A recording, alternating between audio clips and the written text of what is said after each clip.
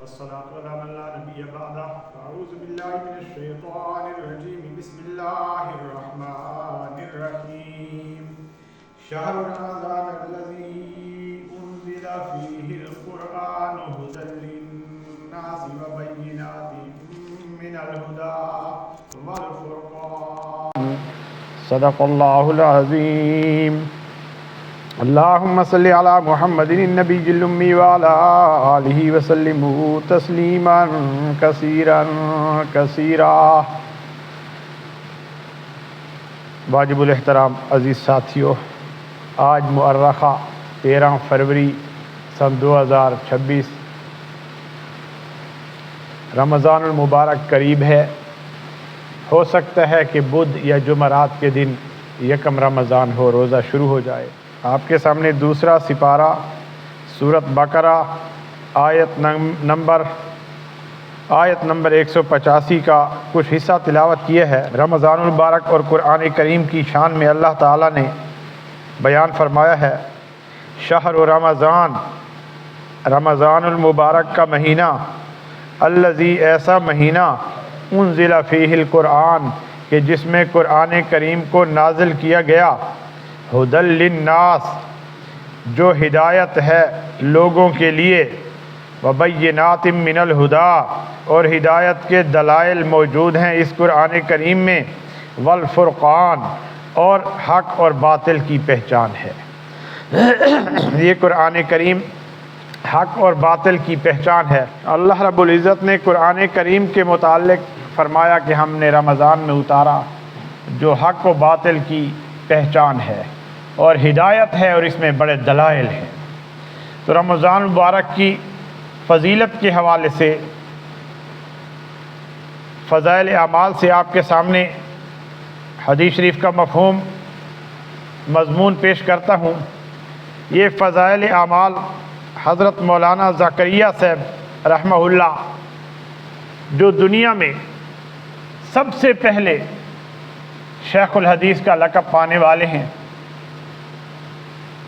جو سب سے پہلے شیخ الحدیث کا لقب پانے والے ہیں، انہی کا فضائل رمضان جو مضمون ہے رسالہ، اسی سے عرض کر دیتا ہوں۔ رمضان المبارک کا مہینہ مسلمانوں کے لیے بہت ہی بڑا انعام ہے، بہت ہی بڑا انعام ہے جب اس کی قدر کی جائے۔ ایک حدیث شریف میں آتا ہے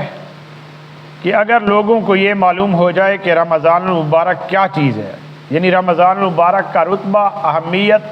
فوقیت، شان رمضان المبارک کی کیا ہے، تو میری امت یہ تمنا کرے گی کہ سارا سال رمضان ہی رہے، یعنی سارا سال رمضان ہو اور سارا سال روزے رکھے۔ ایک اور حدیث شریف میں ارشاد ہے کہ رمضان المبارک کے روزے اور ہر مہینے میں 3 روزے رکھنا جو مہینے کے درمیان میں رکھے جاتے ہیں، 13، 14، 15 کو یا 14، 15، 16 کو، یہ 3 روزے ہر مہینے کے 3 روزے، ان سے دل کا کھوٹ اور دل میں جو وساوس پیدا ہوتے ہیں وہ ان روزوں کے ذریعے دور ہو جاتے ہیں۔ آخر کوئی تو بات ہے کہ صحابہ کرام رمضان المبارک کے مہینے میں بھی اگرچہ جہاد کا سفر کیوں نہ ہو، جہاد کے سفر میں بھی، حالانکہ جہاد کا سفر مشکل ترین سفر ہوتا ہے اور صحابہ کے پاس اتنا سامان دولت فراوانی بھی نہیں ہوتی تھی،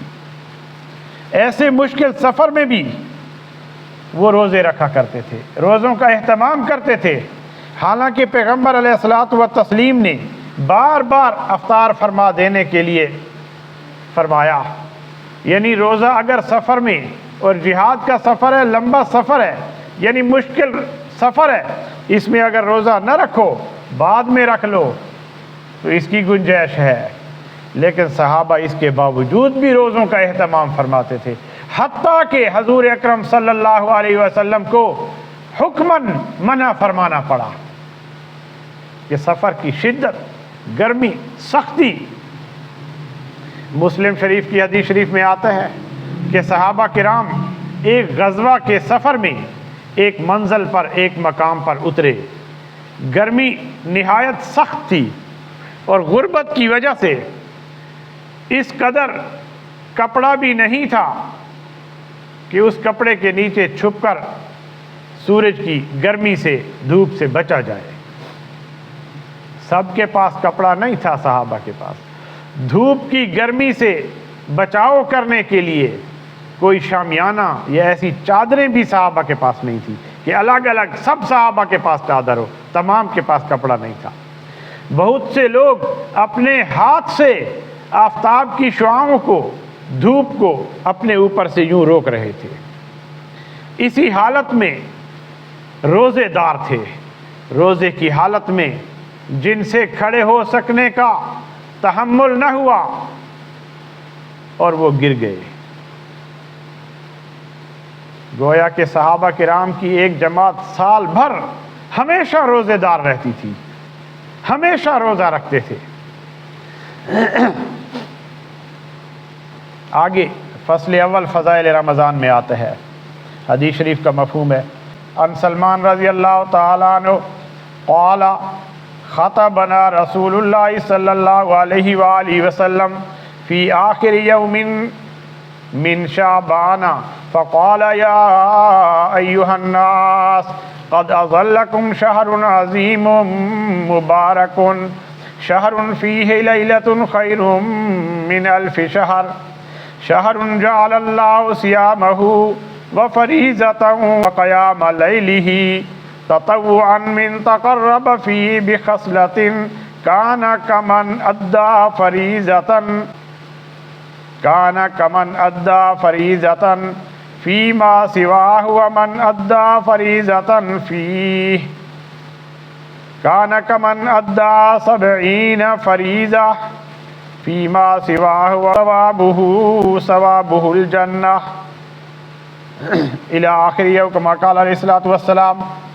واجب الاحترام عزیز ساتھیوں،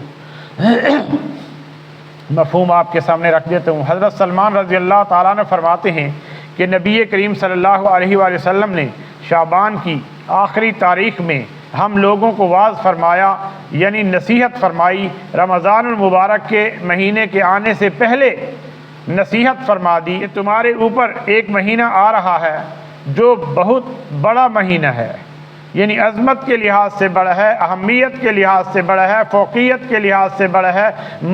مرتبے کے لحاظ سے بڑا ہے، رتبے کے لحاظ سے بڑا ہے، شان کے لحاظ سے بڑا ہے، اللہ تعالیٰ کا قرب حاصل کرنے کے لحاظ سے بڑا عظمت والا مہینہ ہے، اللہ تعالیٰ کی ولایت حاصل کرنے کے لحاظ سے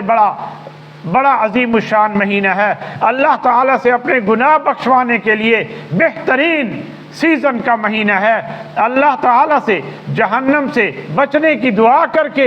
اللہ تعالیٰ سے اپنے آپ کو جہنم سے بچانے کا بہترین ذریعہ ہے، اللہ تعالیٰ سے جنت مانگنے کا بہترین ذریعہ ہے۔ خلاصہ یہ کہ اللہ تعالیٰ سے ہر قسم کی بلا، شر، مصیبت، آزمائش سے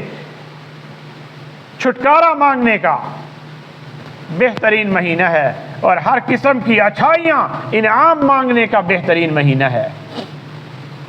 آگے اللہ کے رسول صلی اللہ علیہ وسلم فرماتے ہیں جس کا مفہوم ہے بہت مبارک مہینہ ہے، یعنی اس مہینے کی ہر گھڑی میں برکات ہیں، دن کو بھی برکات ہیں، رات کو بھی برکات ہیں۔ اور اس مہینے میں ایک رات ہے، یعنی شب قدر ہے، قدر والی رات ہے۔ شب فارسی میں رات کو کہتے ہیں، عربی میں لیلۃ کہتے ہیں، لیل۔ شب قدر والی رات ہے جو 1000 مہینوں سے بڑھ کر ہے۔ 1000 مہینوں کا حساب لگا لیں، کسی کی عمر 1000 مہینے ہوتی ہے، کسی کی نہیں ہوتی۔ 1000 مہینوں کا حساب لگا لیں تو غالباً شاید 83 سال اور 4 مہینے بنتے ہیں۔ تو اللہ تعالیٰ نے قرآن کریم میں، پیغمبر علیہ السلام نے حدیث شریف میں کیا فرمایا جس کا مفہوم ہے لیلۃ القدر 1000 مہینوں سے بڑھ کر ہے، یعنی ایک بندہ 83 سال روزانہ دن کو روزہ رکھے، روزے کے ساتھ عبادت میں رہے، اور رات کو اللہ کے سامنے عبادت میں رہے، نوافل میں، تسبیحات میں، تلاوت میں، حتیٰ کہ 83 83 سال 4 مہینے یا 83 سال ہر دن روزہ ہو اور ہر رات اللہ کے سامنے عبادت میں گزارے، اس کو جتنا ثواب ملے گا اس سے زیادہ ثواب لیلۃ القدر میں عبادت کرنے والے کو ملے گا۔ بنی اسرائیل کی قوم میں ایک شخص تھا جس نے 83 سال کے لگ بھگ عبادت کی تھی، روزہ عبادت۔ تو اللہ تعالیٰ نے اس امت کو عمریں تھوڑی عطا فرمائی ہیں، درجات زیادہ عطا فرما دیے ہیں۔ حضرت عمر رضی اللہ تعالیٰ عنہ کو حضرت علی رضی اللہ تعالیٰ عنہ نے مشورہ دیا کہ یا امیر المؤمنین عمر ابن خطاب، لیلۃ القدر میں، یہ مفہوم ہے، لیلۃ القدر میں فرشتے آتے ہیں، کوئی ایسا انتظام کر دیا جائے کہ جب فرشتے نازل ہوں تو مسلمانوں کو نماز کی حالت میں پائیں، وہ نماز میں کھڑے ہوں، کوئی ایسا انتظام کر دو۔ تراویح تو پڑھی جاتی تھی، جماعت سے پڑھتے تھے صحابہ، علیحدہ علیحدہ ٹولیوں میں پڑھتے تھے۔ حضرت عمر رضی اللہ تعالیٰ عنہ نے مکمل مسجد میں تراویح کی جماعت کا جو چھوٹے چھوٹے علیحدہ علیحدہ گروہ بنا کے پڑھ لی جاتی تھی، حضرت عمر رضی اللہ تعالیٰ نے مکمل اس کی جماعت کا انتظام مسجد میں کر دیا اور قرآن کریم کا ختم بھی ساتھ رکھ دیا، کیونکہ اس رات میں فرشتے آتے ہیں اور قمری حساب سے جو دن ہوتا ہے وہ غروب آفتاب سے شروع ہو جاتا ہے، پچھلا دن غروب آفتاب کو شروع ہو جاتا ہے۔ فرشتے ساری رات آتے ہیں صبح کی نماز پر، مطلب یہ کہ اگر تراویح پڑھ کے سو بھی جائیں تو فرشتے رات کو آئیں گے تو اس امت کو تراویح میں نماز کی جماعت کی حالت میں پائیں گے۔ یہ مشورہ حضرت علی رضی اللہ تعالی نے دیا تھا حضرت عمر کو، اور حضرت عمر رضی اللہ تعالی نے اس کو عملی جامہ پہنا دیا۔ آگے اللہ کے رسول صلی اللہ علیہ وسلم فرماتے ہیں جس کا مفہوم ہے کہ اللہ تعالیٰ نے اس کے روزے کو، یعنی رمضان المبارک کے روزے کو جس میں لیلۃ القدر بھی ہے، فرض فرمایا، اور اس کی رات کو قیام یعنی تراویح کو ثواب کی چیز بنایا۔ جو شخص اس مہینے میں کسی نیکی کے ساتھ یعنی کسی نیکی کے ذریعے کوئی نیکی کا کام کر کے اللہ تعالیٰ کا قرب حاصل کرے، جو شخص اس مہینے میں کسی نیکی کے ساتھ یعنی کوئی نیکی کا کام کر کے اس نیکی کے کام کے ذریعے اللہ تعالیٰ کا قرب حاصل کرے، ایسا ہے جیسے رمضان المبارک کے علاوہ دوسرے مہینوں میں اس نے فرض ادا کیا، اگرچہ رمضان المبارک میں نفلی نیکی کی ہے لیکن اس کا ثواب فرض کے برابر ہے جیسے غیر رمضان میں فرض کو ادا کیا۔ اور جس شخص نے رمضان المبارک میں نفلی عبادت کی، نفل ادا کیے، اسے ایسے ثواب ہے جیسا کہ اس نے فرض ادا کیا۔ اور رمضان المبارک میں فرض ادا کیا تو 70 فرضوں کے برابر اس کو ثواب ملے گا۔ جو شخص اس مہینے میں کسی فرض کو ادا کرے وہ ایسا ہے جیسے غیر رمضان میں 70 فرض ادا کیے۔ یہ مہینہ صبر کا مہینہ ہے اور صبر کا بدلہ جنت ہے، اور یہ مہینہ لوگوں کے ساتھ غمخواری کا مہینہ ہے۔ غربا کو آدمی سحری افطاری کا سامان دے دے، فطرانہ دے دے، فطرانہ تو واجب ہے، نفلی صدقے ادا کر دے تاکہ اس کا چولہا جل جائے، سحری افطاری اس کی آسانی سے ہو جائے، اس کی تکلیف کو بوجھ کو ہلکا کر دے۔ اس مہینے میں مومن کا رزق بڑھا دیا جاتا ہے۔ یہ سارا حدیث شریف کا مفہوم بیان کر رہا ہوں۔ جو شخص کسی روزہ دار کو روزہ افطار کرائے اس کے لیے گناہوں کے معاف ہونے کا سبب ہے اور آگ سے خلاصی، آگ سے بچنے کا سبب ہوگا، اور روزہ دار کے ثواب کی مانند اسے بھی ثواب ملے گا۔ ایسا نہیں کہ روزے دار کے ثواب سے کچھ کم کر کے اس کو ثواب دیا جائے، نہیں، روزے دار کو اپنا پورا ثواب ملے گا، اس کو بھی روزے دار کی مانند ثواب ملے گا۔ صحابہ کرام نے عرض کیا، غریب صحابہ بھی تو تھے نا یا رسول اللہ، ہم میں سے ہر شخص تو اتنی وسعت نہیں رکھتا، یعنی اتنی طاقت نہیں رکھتا کہ روزہ دار کو روزہ افطار کرائے۔ تو اللہ کے نبی صلی اللہ علیہ وسلم نے جواب میں فرمایا، جس کا مفہوم ہے کہ پیٹ بھر کر کھلانا مقصود نہیں ہے۔ پیٹ بھر کر کھلانے کا مطلب نہیں ہے کہ پیٹ بھر کر کھلا دو، یہ تو ایک دانہ کھجور کھلا دیا یا ایک گھونٹ لسی کا پلا دیا یا ایک گھونٹ پانی کا پلا دیا تو اللہ تعالیٰ اس پر بھی یہ ثواب عطا فرما دیتے ہیں۔ یہ ایسا مہینہ ہے کہ اس کا اول حصہ رحمت ہے، یعنی پہلا حصہ رحمت ہی رحمت ہے، عبادت کے ذریعے بندہ رحمت حاصل کر لے، رحمت میں آ جائے، اور درمیانی حصہ مغفرت ہے، یعنی دوسرا عشرہ مغفرت ہے۔ جب پہلے عشرے میں اللہ کی اطاعت کر کے، دن کو روزے کے ساتھ رمضان المبارک کا احترام کر کے، رات کو تراویح کے ساتھ رمضان المبارک کا احترام کر کے وہ آدمی اللہ تعالیٰ سے مغفرت حاصل کر لے گا، اور آخری حصے میں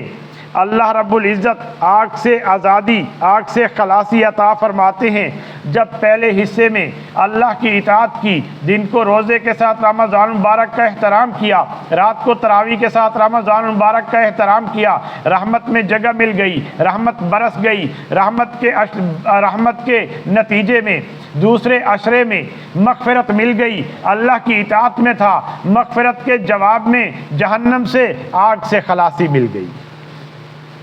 جو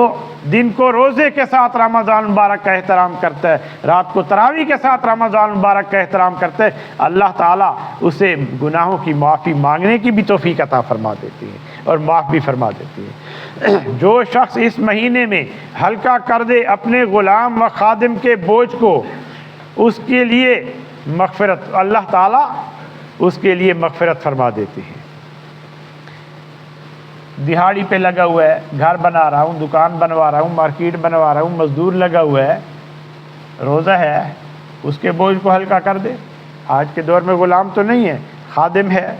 اس کے بوجھ کو ہلکا کر دے، اللہ تعالیٰ سے مغفرت کی امید کر لے، اللہ تعالیٰ اسی پہ انشاءاللہ مغفرت فرما دیں گے۔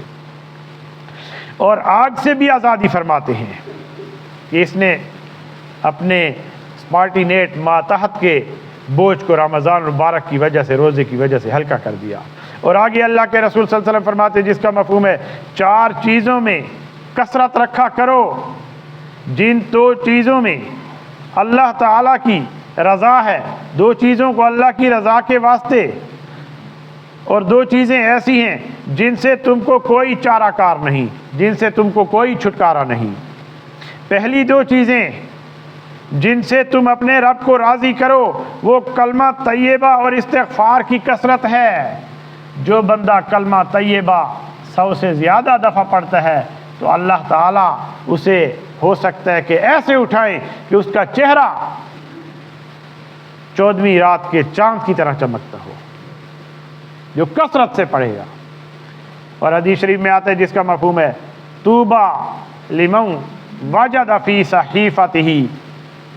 او وجد فی صحیفتہ استغفارا کثیرا۔ اس آدمی کے لیے خوشخبری ہے، اس آدمی کے لیے خوشخبری ہے، یعنی وہ آدمی خوش قسمت ہے جس کے اعمال نامے میں استغفار زیادہ پایا گیا، اللہ سے معافی مانگنا زیادہ پایا گیا۔ اور دوسری 2 چیزیں وہ ہیں کہ جنت کی طلب کرو، جنت اللہ سے مانگو، اور آگ سے پناہ مانگو، جہنم کی آگ سے پناہ مانگو۔ جو شخص کسی روزہ دار کو پانی پلاوے، حق تعالیٰ قیامت کے دن اسے میرے حوض سے، یعنی حوض کوثر سے ایسا پانی پلائیں گے کہ جس پانی پینے کے بعد اسے جنت کے داخل ہوتے تک پیاس نہیں لگے گی۔ رمضان، دعا کرے کہ اللہ تعالیٰ یہی چیز ہمیں عطا فرما دے۔ رمضان المبارک آنے والا ہے، 4 بدبخت شخص ہیں، بدبخت، جن میں ایک وہ بھی ہے جس نے رمضان المبارک کا مہینہ پایا، اس کا احترام نہیں کیا، اپنے رب سے گناہوں کو معاف نہ کرا لیا۔ دعا کریں کہ اللہ تعالیٰ اپنے احکام پر رسول اللہ صلی اللہ علیہ وسلم کی سنت کے مطابق عمل کرنے والا بنائے۔